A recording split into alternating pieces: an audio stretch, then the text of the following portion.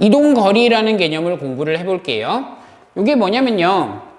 이런 예를 들어볼게요. 어떤 애가 이렇게 출발해가지고 앞으로 5만큼 갔다가 뒤쪽으로 뭐 3만큼 왔다가 다시 앞으로 5만큼 갔다고 해볼게요. 얘는 지금 앞으로 5만큼 갔다가 뒤로 3만큼 갔다가 앞으로 5만큼 왔어요.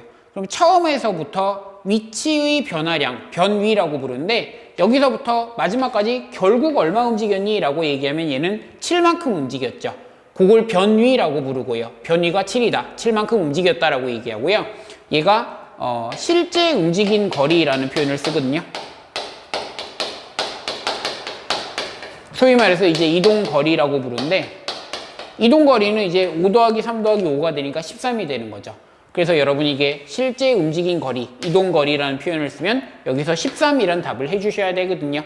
근데 요거에 대해서 이제 수학적으로 조금 논의를 해보자는 거예요. 제가 이 말을 하면 여러분이 이게 헷갈리기 시작할 텐데, 제가 여러분이 헷갈리게 도와드릴게요. 요 표현을 쓸 때, 이거는 실제 움직인 거리가 아니고요. 실제 움직인 거리가 아니라, 얘는 실제 움직인 거리예요.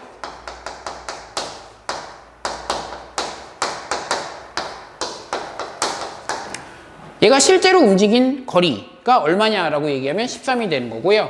실제로 움직인 거리가 얼마냐?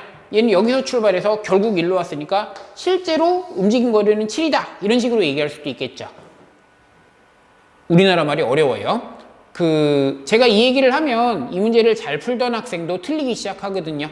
제가 그래서 여러분이 헷갈릴 수 있게 여러분을 강하게 키우기 위해서 말씀드린 거고요. 그래서 저는 이 표현이 문제가 있다고 생각하는데 이게 이제 실제로 문제로 나오면요 답을 13으로 해주셔야 됩니다. 이렇게 읽으면 안 돼요. 제가 낚시한 거거든요. 여러분 잘 극복하시길 바래요. 요거를 설명을 해볼게요. 자, 속도가 있으면요 속도를 적분하면 위치가 되잖아요. 속도의 크기를 속력이라고 부르고요. 다시요. 속도를 적분하면 위치가 돼요. 부정적분이죠. 적분. 정확하게 말하면 위치를 미분하면 속도가 되기 때문이죠. 근데 속도의 크기, 절대값 씌운 거를 우리는 속력이라고 불러요.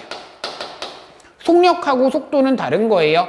속도는요, 플러스 마이너스 방향이 있는 거고요. 속력 같은 경우는 절대값이니까 크기만 있는 거거든요. 그래서 둘은 완전 다른 거예요. 속도의 크기를 속력이라고 부르고요. 속력을 적분한 것이 이동거리가 돼요. 이동거리. 이게 바로 실제 움직인 거리거든요. 그거를 그래프를 통해서 한번 살펴볼게요. 이런 상황을 생각해 보세요.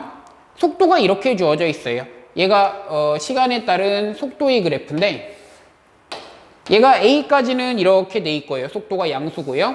여기서 C까지 이렇게 음수고 E까지 양수고 여기까지 음수예요. 속도가 양수라는 것은 오른쪽으로 움직이는 걸 의미해요. 수직선상에서. 그리고 속도가 음수라는 건 왼쪽으로 움직이는 걸 의미하거든요. 그리고 이 넓이만큼 움직여요. 이 적분했을 때 나오는 값이 이 도함수의 넓이가 되잖아요. 그럼 얘는 어떻게 움직이냐? 처음에 이렇게 움직여요. 이 넓이를 A라고 하면은 A만큼 움직여요. A초까지. 그 다음에 이 넓이를 B라고 하면 얘는 B만큼 뒤로 돌아오는 거죠. 그 다음에 여기서 이 넓이를 C라 그러면 다시 얘는 C만큼 앞으로 가는 거예요. 그럼 이런 상황에서 보시면은 요 사람이 실제로 움직인 거리는 A와 B와 C의 합이 되는 거죠. 변이는 뭐가 되냐면 A랑 C를 더하고 B를 뺀 게 되겠죠. 그런 얘기를 할 수 있어야 된다는 거거든요. 얘가 지금 시간에 따른 속도의 그래프고요. 그럼 이거를 절대값 씌운 거 있잖아요. 그럼 절대값 씌우면 이렇게 위로 올라가겠죠.